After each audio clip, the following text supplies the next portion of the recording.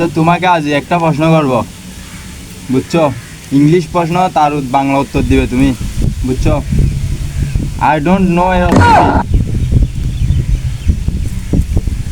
Sir আমিও জানি। I don't know এর অর্থ কি বলতেছি? যে তোমাকে এতদিন কি পড়াইছি আমি? আমি জানি না। আবারও বলতেছি আমি জানি না। না জানলে কি হবে? আমার তো বদনাম হবে, তোমার আমাকে গালিগালাজ করবে। বললাম তো স্যার আমি জানি না। তুমি জানবে না কেন? তুমি কেন জানবে না কেন? তুমি জানবে না কেন? স্যার তুই আর মারো দিলে।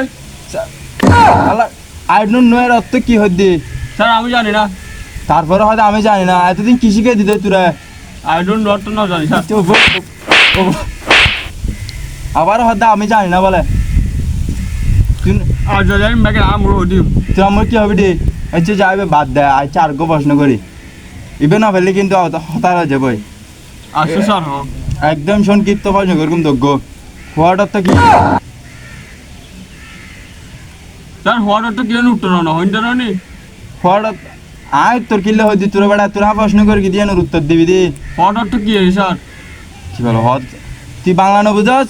তুই ইংলিশ সদ্য ইংলিশ সেন্টেন্স সদ্য। হোয়াট অর্থ কি? হোয়াট মিনিং কি? হোয়াট কি স্যার? হোয়াট বাংলাতে কি?